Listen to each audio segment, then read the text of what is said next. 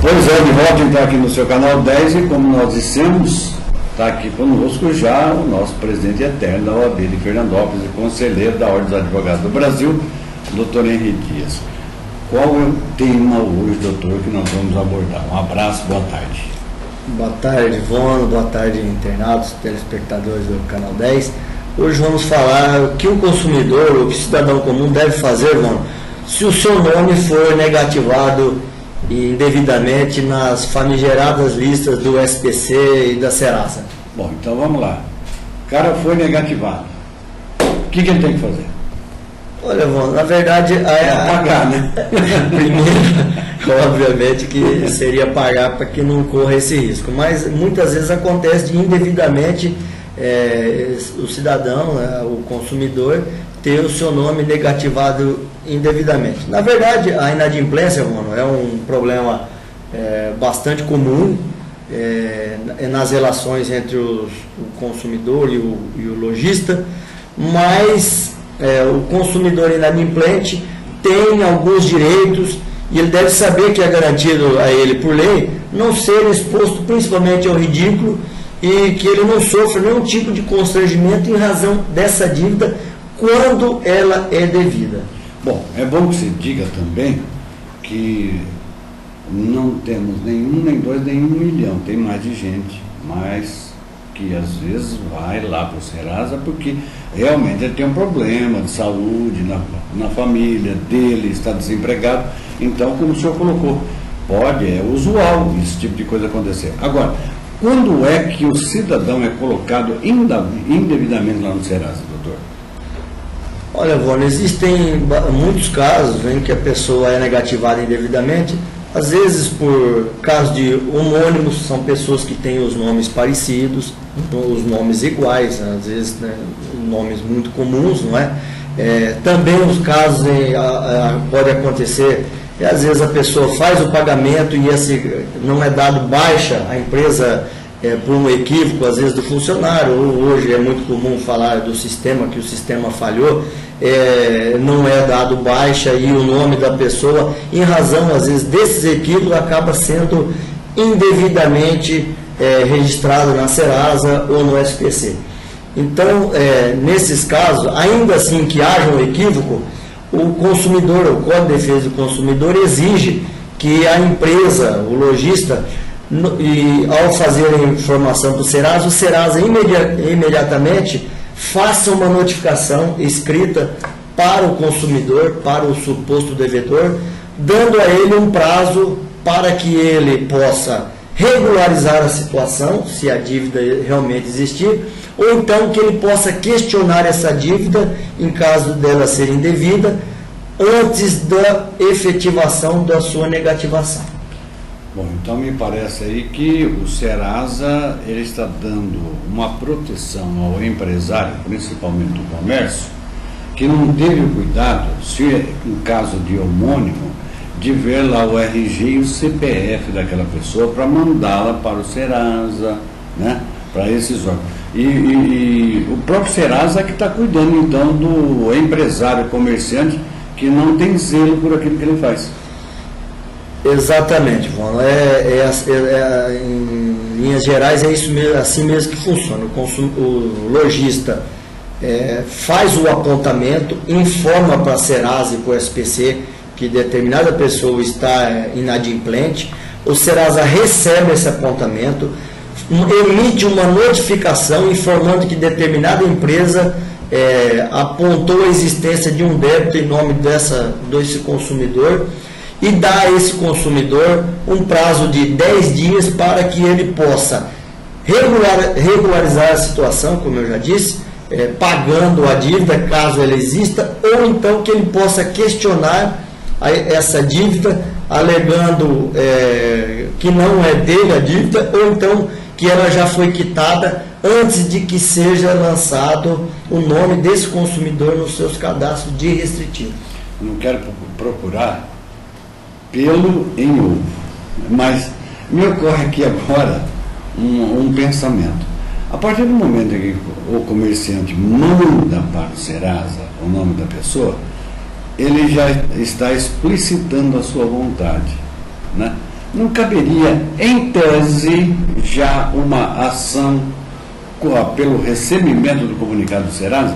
Não caberia já uma ação, em tese, da pessoa que não deve contra aquele comerciante?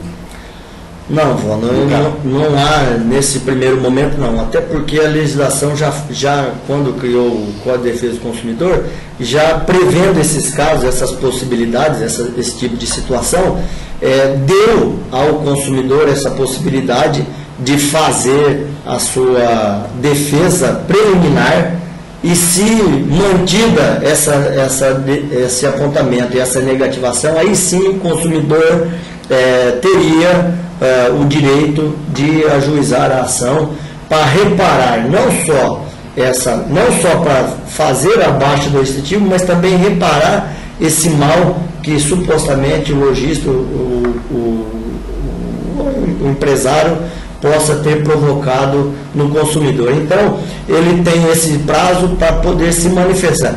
Se o consumidor, o cliente, não se manifestar, ele pode imediatamente entrar com ação após a efetivação, porque nesse período, nesses 10 dias entre o apontamento e a notificação do cliente, o nome dele não estará negativado. Fica sujeito a que esse prazo se exaura, né, se extinga, para que ele possa, a partir daí sim, com a negativação, fazer o ajuizamento da ação de indenização por dano moral e dano material. Então, para você que está vendo o Canal 10, aí na TV e na internet também, vou fazer mais uma pergunta simplesinha, mas que eu acho que é de importância para você. Nesse período, nesse interregno, como se diz no linguajar da justiça dos advogados, a pessoa vai a uma loja comprar e quer comprar em prestações. Não vai aparecer o nome dele lá de forma nenhuma, né? Nesse período não, nesse período entre o apontamento e a comunicação ao consumidor, não existe nada que impeça ou que comprove essa negativação. Essa negativação só ocorre passado esse prazo de 10 dias, sem a manifestação do cliente, sem a manifestação do consumidor. O que o senhor gostaria de detalhar mais a respeito disso? Porque o senhor, que é um profissional respeitado e conhece a fundo, de repente a gente esquece de perguntar alguma coisa, mas tem algo interessante para o senhor falar também. É que o consumidor fique bem atento nesses casos. Então, dos direitos e das obrigações. Ele tem a obrigação, óbvio, de fazer o pagamento das suas contas em dias, mas quando ainda assim há um equívoco, um engano do lojista, do empresário, ele deve obrigatoriamente, antes de ter o seu nome negativado, ser comunicado com antecedência pela Serasa e pelo SPC, para que ele possa se manifestar. Encerrado esse prazo sem a manifestação, ou com a manifestação ainda assim havendo a negativação, ele deve imediatamente buscar os seus direitos, buscar na justiça a limpeza do seu nome, que seria como a forma mais comum que o consumidor trata, né, de retirar o seu nome dos restritivos, e buscar, além dessa baixa do restritivo, também uma forma de reparação pelo dano moral ou pelo dano material que ele possa ter sofrido. Para isso, é necessário, para que ele possa ajuizar e ingressar com ação, é necessário que fique comprovado não só que ele foi negativado indevidamente, mas que também isso lhe trouxe prejuízo. Não só de sabor, de ter o seu nome negativado, mas também de que efetivamente ele tenha sido prejudicado. Como isso pode ser comprovado?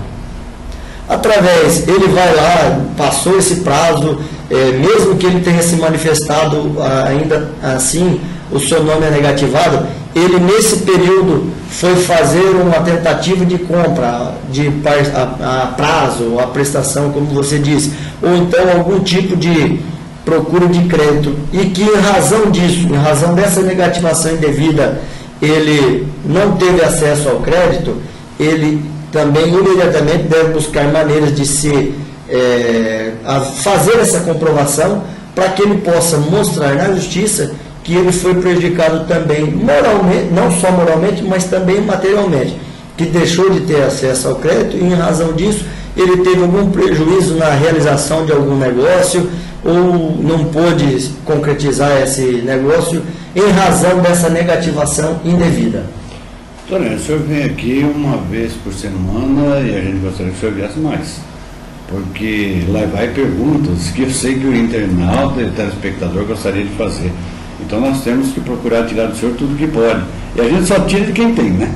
De quem não tem, você não consegue tirar coisa nenhuma. Por exemplo, cidadã fez uma compra através da internet. Ele comprou. A mercadoria chegou e não era aquilo que realmente foi prometido. Ele já vai ter dificuldade para poder fazer essa devolução. Ele vai ter a dificuldade para fazer a devolução. Se o pagamento não entrar, a empresa pode e deve mandá-lo para o Serasa, para o Serviço de Proteção ao Crédito ou não? Olha, Vono, a relação... E se mandar com magia? A relação entre o consumidor físico, que ele vai na loja e busca o produto e faz aquisição com o vendedor, e o comprador virtual, a aquisição virtual, ela é praticamente a mesma. A única diferença é que, ao invés de você voltar na loja, reclamar com o vendedor, ir lá na gerência e fazer a troca do produto ou a devolução do negócio, você faz essa transação também da mesma forma virtual. Existem algumas obrigações que devem ser seguidas não só pelo vendedor, mas também pelo consumidor. Existem no sistema virtual as mesmas maneiras de fazer a devolução ou a troca do produto ou o cancelamento da transação, dentro do prazo legal, dentro do prazo dos 7 dias, que ele pode ter o direito de arrependimento, mas afora isso, as relações são praticamente iguais e têm os mesmos direitos. Da mesma forma, se a negociação foi cancelada, a negociação foi encerrada, o consumidor também tem o direito de exigir na justiça que os seus direitos continuem valendo, assim como na compra física, da mesma forma. A diferença básica é que, ao invés de reclamar diretamente com o vendedor ou com o gerente da loja, a reclamação é feita na internet, diretamente no site, na loja virtual, e os direitos são praticamente os mesmos. Nós estamos falando aqui, e eu estou perguntando mais direcionado ao relacionamento comércio, cliente-comerciante, mas vale essas normas também para empréstimos e financeiras e o relacionamento bancário de empréstimos também, né? Também, é o que nós dizemos. Sempre, o primeiro momento é o contato direto com a loja. O segundo contato não ficou satisfeito, ou às vezes não resolveu, nós temos o PROCON, que são também uma outra instância e que as lojas hoje respeitam muito o PROCON, porque o PROCON tem autonomia e pode inclusive aplicar multas e cobrar o lojista, no caso, o empresário. E em último caso, procurar sempre um advogado e buscar na justiça a reparação do seu, ou para fazer valer a devolução, ou para fazer valer o cancelamento do negócio, ou fazer valer a troca e, em último caso, nesses que nós estamos falando, a reparação do seu dano moral e material através de uma ação de indenização, uma ação ou de cancelamento, ou uma ação de anulação daquele negócio, e a indenização buscando ao final a reparação do dano moral e o dano material em razão daquela ação indevida do lojista, do empresário. Mais algum detalhe ainda, doutor, para falar a respeito desse tema, não? Não, Vano, é só deixar bem reprisado essa necessidade, esse direito do consumidor, de que ele tenha, antes da sua negativação, sido comunicado do cadastramento, do apontamento do seu nome nos cadastros de restritivos. E nesse ponto, Vano, é sempre muito importante que o consumidor tenha o seu cadastro de endereços, o seu cadastro os seus dados cadastrais sempre atualizados, porque se ele faz uma aquisição em uma determinada loja e dá lá como seu endereço um endereço determinado, e depois dessa aquisição ele faz uma mudança de endereço, a obrigação dele é de informar a loja, o empresário, porque se houver alguma dúvida, alguma dificuldade e acontecer dessa apontamento no cadastro de Serasa, a correspondência vai ser enviada para o endereço antigo e aí, nesses casos, a responsabilidade é do consumidor. Ele tem a obrigação de manter atualizado nas lojas onde ele é cliente, onde ele faz as suas compras, principalmente a prazo, atualizado o seu cadastro, o seu endereço, seus dados cadastrais. Isso é muito, tudo foi importante, pelo menos eu vejo assim aqui no programa de hoje. Agora, um último detalhezinho só. Recebeu a comunicação, não recorreu, não fez sua defesa naqueles 15 dias, não pode querer exercitar uma ação depois desse prazo que não foi obedecido. Né? Olha, não cabe nada. Exatamente. Nesse período, a legislação já dá esse prazo, determina a existência desse prazo, que é para que dê tempo de o consumidor fazer a comprovação, é um prazo para que seja apresentada uma justificativa, uma defesa preliminar. Nesse espaço de tempo, não pode o nome ser negativado. Se a negativação ocorrer nesse espaço entre o apontamento e o recebimento da comunicação, o consumidor estará sendo prejudicado e pode entrar também na justiça para que seja, inclusive nesses casos, acionada a própria Serasa, porque nesse período a responsabilidade passa a ser da Serasa. Entre o apontamento do lojista e a informação do consumidor, nesses 10 dias a responsabilidade é da Serasa e do SPC. Então, se a negativação ocorrer nesse prazo de 10 dias entre o apontamento e a comunicação ao cliente, aí a própria Serasa pode ser responsabilizada e pode também fazer parte da ação, porque nesse prazo, nesses 10 dias, fica proibida a negativação do consumidor. Pois é, eu acho que ficou bem claro para você como você deve agir, porque depois que você perdeu o prazo, só tem 2 lugares para você reclamar. Um em Jales e outro em Votuporanga. Só nessas 2 cidades tem bispo para ir reclamar, né? Aqui ainda não tem, não. Presidente, um grande abraço, muito obrigado. Até segunda-feira, se Deus quiser. Eu que agradeço, nós não temos bispo, mas temos a justiça que pode fazer o papel nesse momento de suprir a ausência do bispo, como você disse. Não, eu digo quando perde o prazo, né? Exatamente. Nós não podemos. Na verdade, a justiça não socorre quem dorme. Então nós temos que fazer valer os nossos direitos. O brasileiro, ainda bem, está aprendendo a fazer valer os seus direitos.